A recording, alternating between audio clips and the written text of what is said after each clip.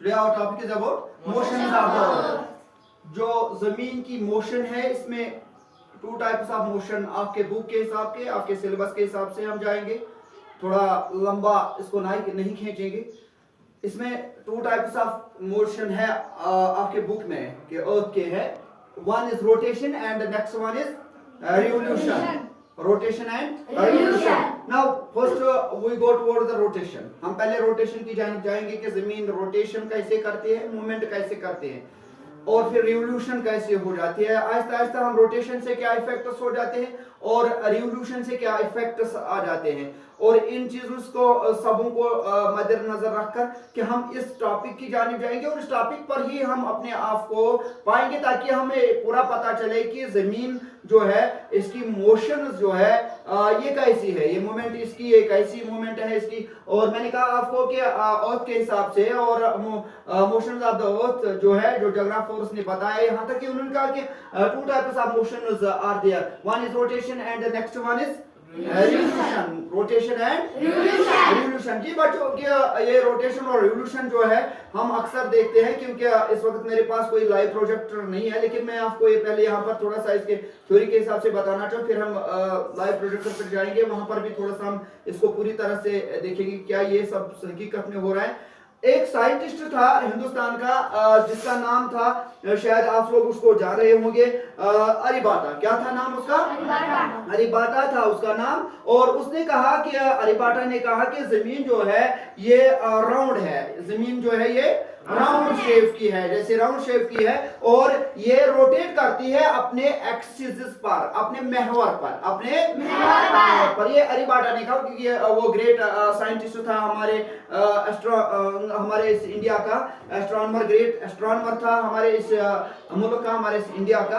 तो यहाँ पर हमें दो चीजें पढ़नी है कि motions of the earth. Motions of the earth मैंने पहले भी कहा आपको, to types of motions of the earth, one is rotation and next one is revolution. थोड़ा सा मैंने यहाँ पर थोड़ा तस्वीरें खींची है, यहाँ पर मैंने तस्वीरें खींची है ताकि आपको थोड़ा सा ये बता पाऊं कि रोटेशन और रिवोल्यूशन कैसे होती है, रोटेशन और रिवोल्यूशन कैसे होती है। मेरे हाथ में दो कलम है तो मैं आपको बताऊंगा। ये समझो कि ये जो है ये सूरज है, क्या है? सूरज। और ये समझो ये वाला, क्योंकि इसका कलर अलग है, इसका कलर ये पूरा प्लेन है, इसमें थोड़ी सी यहाँ पर ब्लैक लकीर है, लेकिन बाकी जो है ये तो प्लेन आपको दिखाएगा। मैंने कहा ये क्या है? ये अर्थ है। ये क्या है? सन है। तो जब जमीन रोटेट करती है, जब जमीन मोशन करती है, तो ये क्या करती है? एक तो ये अपने ऑर्बिट में, अपनी ऑर्बिट में मूव करती है। देखिए ऐसे मैं घुमा रहा हूं इस कलम को, इट मींस ये अपने ही महवर के इर्द गिर्द घूम रही है। लेकिन अब रिवोल्यूशन का मसला है, जब इसके बाद जब ये रिवोल्यूशन करती है तो ये इस सूरज के इर्द गिर्द, सूरज का जो एक्सिस है, इसके पास के इर्द गिर्द ऐसे रोटेट, ऐसे रिवोल्यूशन करता है, ऐसे घूमता है around the sun, around the sun. तो इस तरह से इसको रिवोल्यूशन कहते हैं, इसको थोड़ा सा मैंने आपको ये बताया यहाँ पर ताकि आपको थोड़ा सा यहाँ पर क्लू लगेगा कि ये रोटेशन रिवोल्यूशन कैसे होती है। अब हमें बताना है असल में ये है कि अब मैंने आपको बताया कि जमीन ऐसे अपने महवर पर घूमती है, सूरज ये है और ये टू फेसेस है इसके। एक फेस मैं समझूंगा ये वाला फेस, थोड़ा सा मैं यहाँ पर लकीर लगाऊंगा इस वाले फेस में, तो समझो कि ये वाला फेस और ये वाला फेस, इस साइड पे मैंने कुछ नहीं किया, प्लेन है ना सरफेस, इस साइड से थोड़ा सा मैंने इसको कलर किया, थोड़ा सा कलर किया। अब देखो होता क्या है रोटेशन से, इफेक्ट क्या होता है रोटेशन से। देखिए यहां पर याद रखना, देखिए यहां पर सूरज है तो जमीन यहां पर है, तो रोशनी किस हिस्से में पड़ पाएगी? जो ये वाला हिस्सा है ना, क्योंकि रोशनी डायरेक्टली इस वाले हिस्से पे ही पड़ेगी ना, पड़ेगी ना। देखिए और एक मिसाल मैं आपको देता हूं, जो ये व्हाइट बोर्ड है, व्हाइट बोर्ड यहां पर है, ये समझो ये सूरज है और मेरा ये पेन जो है ये जमीन है। तो मैं या और एक मिसाल मैं आपको देता हूं, मैं जमीन हूं, ये क्या है? सूरज है, और मैं यहां पर ऐसे घूम रहा हूं, ऐसे और चक्कर रहा हूं किसके इर्द गिर्द? सूरज के इर्द। लेकिन सूरज यहां पर है, इस वक्त लाइट किस पोर्शन पे पड़ रही है? फ्रंट वाले पोर्शन पे है, पड़ रही ना, यहां पर रोशनी पड़ रही, यहां पर नहीं पड़ेगी, क्योंकि जब यहां पर पड़ेगी तो यहां पर क्या होगा? डे होगा, दिन होगा, तो यहां पर क्या होगी? नाइट होगी। कि रोटेशन से डे और नाइट्स बनते हैं, डे और नाइट्स बनते हैं। और जब रिवोल्यूशन हो जाता है, जब जमीन, आप मैंने यहाँ पर थोड़ा सा आपको खींचा भी है, जब यही जमीन ऐसे ऐसे ऐसे ऐसे सूरज के इर्द गिर्द घूमेगी, सूरज के इर्द गिर्द घूमेगी, तो यहाँ पर इसके सीजन्स बन जाते हैं। क्या बन जाते हैं? सीजन्स बन जाते हैं। 4 सीजन्स हमारे हैं, वही सीजन्स यहाँ पर बनते हैं।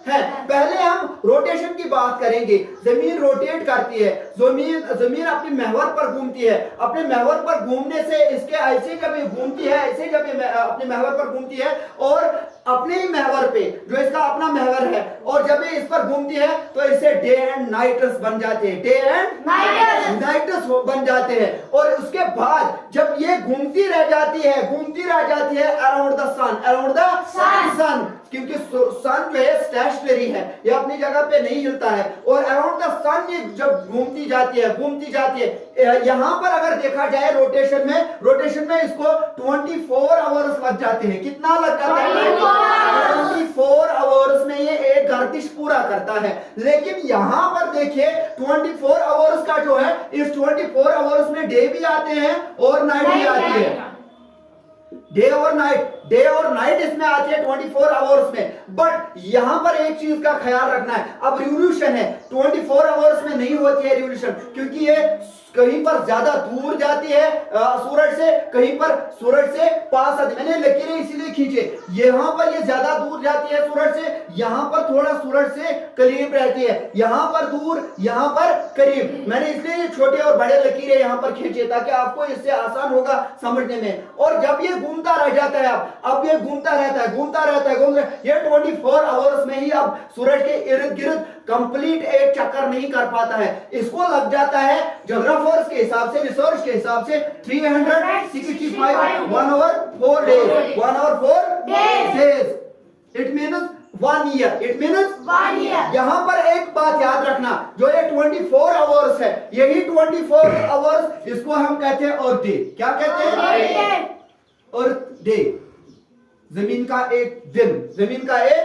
इस दिन में डे भी, रोशनी भी आती है और अंधेरी भी आती है। Now we go towards the revolution. हम यहाँ पर रिवोल्यूशन, ये तो रोटेशन हुई, अब रिवोल्यूशन की बात आ रही है। जमीन के 2 टाइप्स ऑफ मूवमेंट है, one is rotation, the next one is revolution. Now we go towards the revolution. It takes 365 1 or 4 days to complete one revolution around the sun. Around the sun, seasons comes out.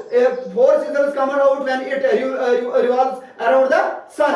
जब जमीन किसके इर्द गिर्द घूमती है? सूरज के इर्द गिर्द जब ये घूमती है। Now it takes 365 1 hour 4 days, 365 1 hour 4 days। यहाँ पर एक अच्छा नुक्ता निकल कर आएगा, क्योंकि आपको इसके बाद में पूरा इसको डिटेल के हिसाब से बताऊं। थोड़ा हम इंट्रोडक्शन यहाँ पर अभी कर रहे हैं, इंट्रोडक्शन के बाद जब पूरा क्लास होता है उस वक्त आपको वहां से क्वेश्चन करने, मैं उनका आंसर दूंगा। लेकिन फर्स्ट हम यहाँ पर जाएंगे इसको रिवोल्यूशन करने के लिए, इसको एक चक्कर लगाने के लिए अराउंड द सन, जमीन को लग जाते हैं 365 1 or 4 days।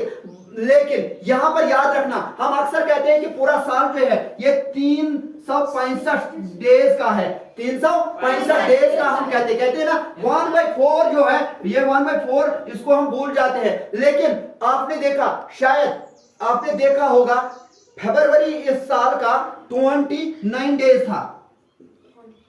2024 में फरवरी 29 डेज का था। अक्सर ये क्या आता है? 28 डेज का। फरवरी आता कि नहीं? Yes sir.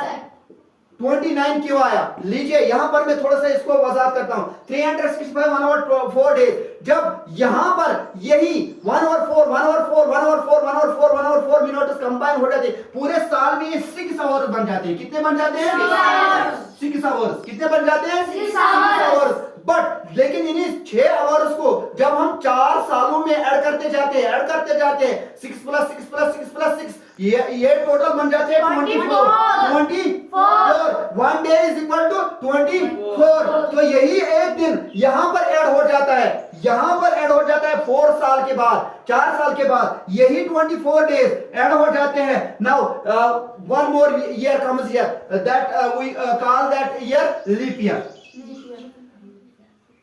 Leap leap year, यही 6 और जब 3 4 सालों में जमा हो जाते हैं तो एक लीप ईयर हमें देते हैं। और ये लीप ईयर जो होता है ये 366 डेज का होता है, 366 डेज का। और यही एक दिन यहाँ पर फरवरी में हमको दिख रहा है, यही एक दिन जो है ये कहां पर हमें आ रहा है, फरवरी में। फरवरी में जब भी आपको आएगा 29 फरवरी आएंगे days, 29 days, that means it is leap year, it is leap year.